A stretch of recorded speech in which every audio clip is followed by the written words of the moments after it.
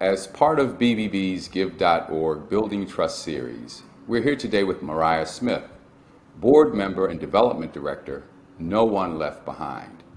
How are you today, Mariah? I'm doing well. Thank you for having me on. So, Mariah, tell us about the mission of No One Left Behind.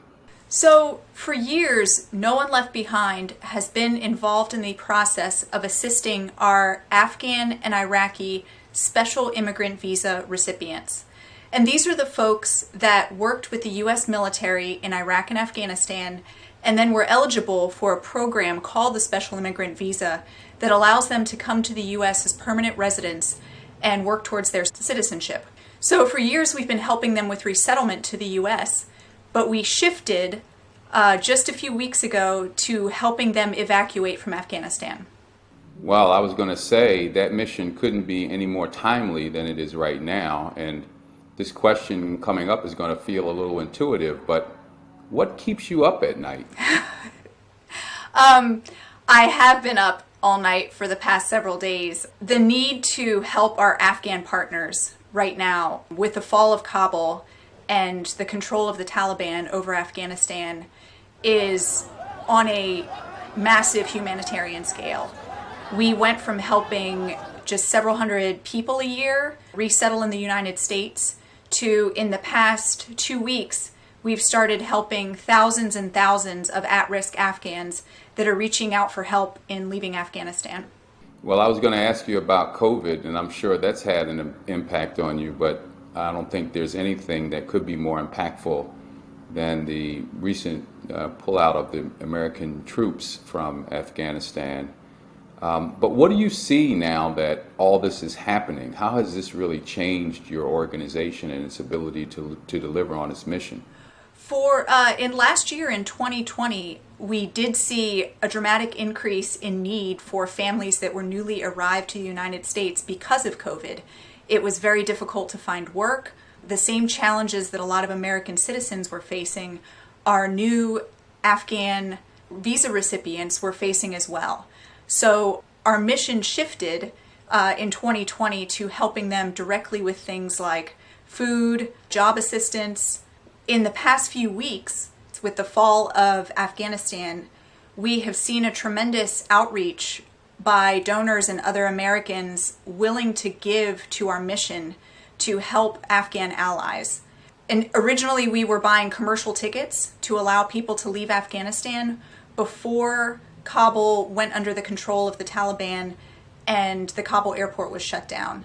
Now we've switched to helping the larger evacuation effort that is run by State Department, the U.S. military, multiple relief agencies, private donors, and a number of people in the national security network that are all coming together to help at-risk Afghans get to the airport and leave the country if they need to. What do you think is the scope of the problem? How many people are currently, in your estimation, at risk? I know this wasn't something we planned to discuss, but I'm just curious. For a few years, we had tracked that the American government had about 20,000 Afghan translators that had applied for special immigrant visas and were trying to come to the U.S. That has always been our core mission, to help these people whenever they do get their visa and come to the United States. We also advocate for the simplification of the process. But now, given the dangerous instability in Afghanistan, the need has bloomed to tens and tens and thousands, if not hundreds of thousands of people. What America is going to decide, what the U.S. is going to decide as far as refugee status and who they're bringing into the country or who they're going to help evacuate and resettle, is still a little bit up in the air. But we anticipate thousands of Afghan families arriving to America that will need help with resettlement. In the coming weeks, as we expect Afghan refugees to be allowed to depart Afghanistan, we expect the need to grow for thousands of new Afghan families to arrive here and need assistance with resettlement. So we're really thrilled that you guys are accredited. No One Left Behind is actually accredited with the BBB's Give.org. And I'm just wanting to know what that accreditation means to your organization, its ability to raise funds and demonstrate trustworthiness.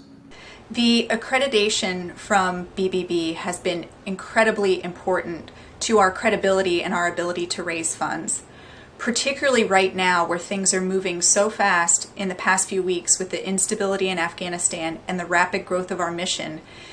People who want to donate want to understand that their gifts are going to be treated appropriately and used in the manner that they want it to be.